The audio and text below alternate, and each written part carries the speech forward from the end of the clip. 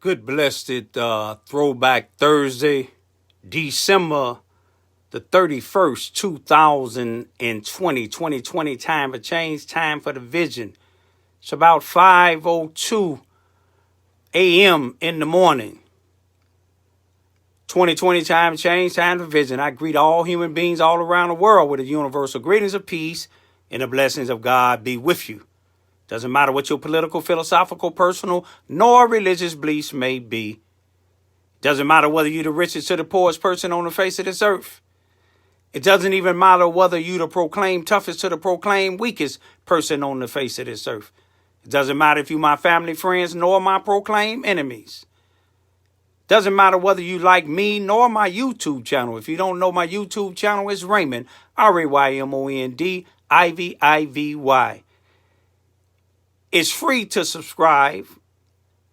All it costs is your undivided attention.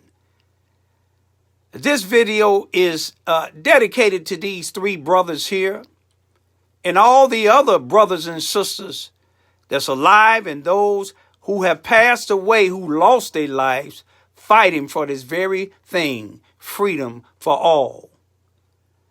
But I want you to listen to something Dr. Martin Luther King Jr., may he rest in peace. May Malcolm X rest in peace. May Nelson Mandela rest in peace. But listen to just a few minutes of Martin Luther King when he, on April the 3rd, 1968, his last speech. It was 52 years, 8 months, and 28 days ago. What he was speaking about then is still going on now. What America claimed, the laws that they have here was freedom of speech. But yet, on April the 9th of 2016, I was doing the same thing that news reporters do. I was videotaping a black individual who worked it for a white organization here in Charleston, Missouri, Mississippi County. The population being 5,947 people at the time before this new census in 2020. 51% of those 5,947 people are black. 46% is white.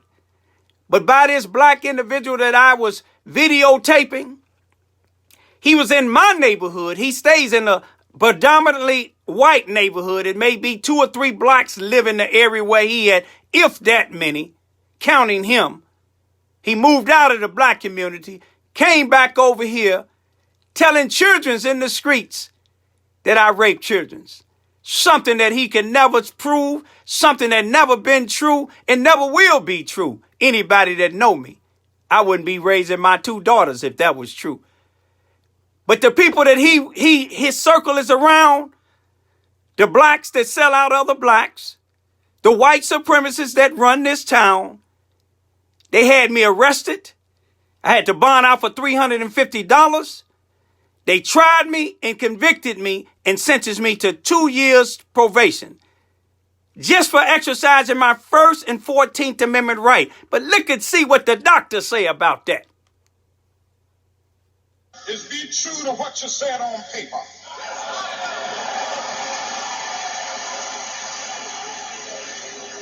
If I lived in China or even Russia or any totalitarian country, maybe I could understand some of these illegal injunctions. Maybe I could understand the denial of certain basic First Amendment privileges because they haven't committed themselves to that over there. But somewhere I read of the freedom of assembly. Somewhere I read of the freedom of speech. Somewhere I read of the freedom of press. Somewhere I read that the greatness of America is the right to protest far right.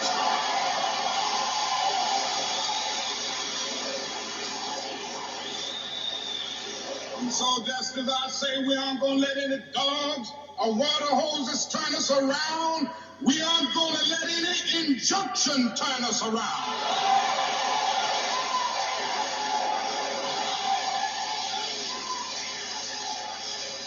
Well, I don't know what will happen now. We've got some difficult days ahead.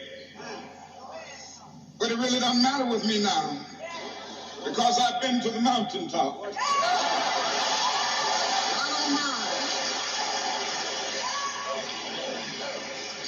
Like anybody, I would like to live a long life. Longevity has its place. But I'm not concerned about that now. I just want to do God's will. And He's allowed me to go up to the mountain. And I've looked over and I've seen the promised land. I may not get there with you, but I want you to know tonight that we as a people will get to the promised land.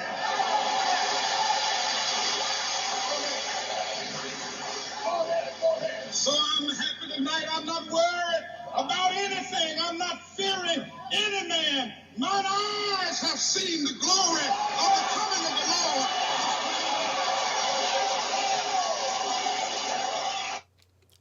All we say. Now see, Martin Luther King, Malcolm X, and Nelson Mandela, they didn't fear their lives being taken. They didn't even fear the fact that they was going to lose their jobs or lose their freedom. Malcolm X and Martin Luther King lost their life. Nelson Mandela lost his freedom for 27 years for doing the same thing I'm doing down here in Charleston, Missouri, Mississippi County. Now, if there was any real leaders like these individuals talking about Charleston for change, they would have stood up when a white woman accused my 13-year-old daughter of stealing out of the Family Dollar store here in Charleston, Missouri, back in February of 2020. Says she came in stealing a lot with her mother. Her mother hadn't been down in Charleston, Missouri since July of 2008.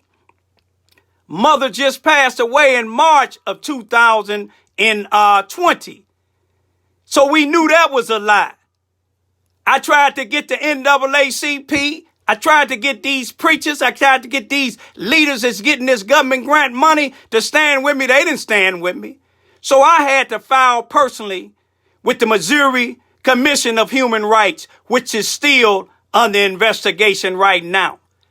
When a white man did something to my then 5-year-old daughter in the Charleston R1 school district here in Charleston, Missouri, Mississippi County, February of 2012, couldn't get no blacks to stand with me. Couldn't get no organizations, no preachers, nobody to stand up openly with me. So I stood by myself.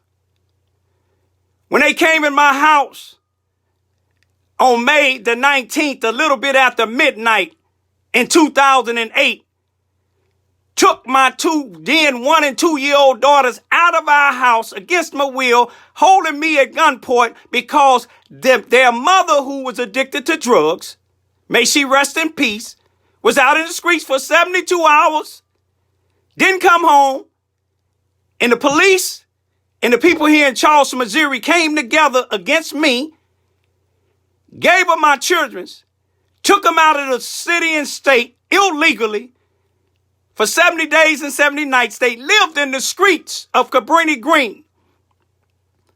When I got them back 70 days later, they was malnourished, had multiple mosquito bites, dehydrated, filthy, and my youngest that just turned 2, arm had been broken in the streets, according to the doctor specialist in St. Louis when I brought him back to Missouri. Arm had been broken in the streets for a minimum of 2 weeks. It could have been longer than that.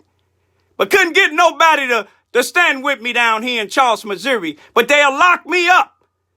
You see what I'm saying? But they not going to lock the drug dealers up. You know why? Because they helping them oppress the community. They not going to lock these blacks that's got this government grant money and instead of using people. You see what happened to Jesse Jackson Jr.? It took the feds to come in and get him. It's taking the feds down here in Charleston, Missouri to get these individuals off the streets. Here it is. I can be assaulted by a guy, which it would have been an assault on the elderly, but the Charleston, Missouri Police Department, Sheriff Department, or nobody else did nothing. And this guy was able to just, it's on camera, and I still got it.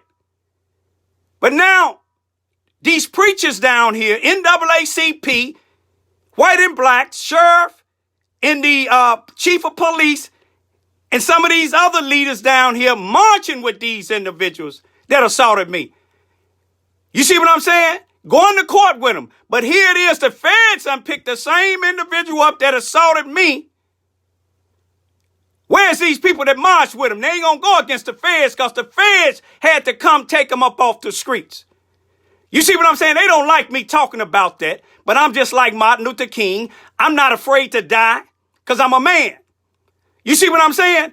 But I just want y'all to know, stand up for your rights. You got a right to. Don't take everybody's black on your side. Don't focus just on those stimulus checks, whether it's 600 or 1,200. Still focus on what them politicians and the presidents, including Obama, is not focused on, is this black on black murders. You see what I'm saying? These carjackings. They'll come out when it's time to vote for one of their Democratic buddies or one of their Republican buddies, but they not going to come out when you see a little black kid get killed, a little old black man or old black woman get killed. Black folks scared to go to their cars because these black ignorant Negroes is out here carjacking. I'm going to leave it at that right now.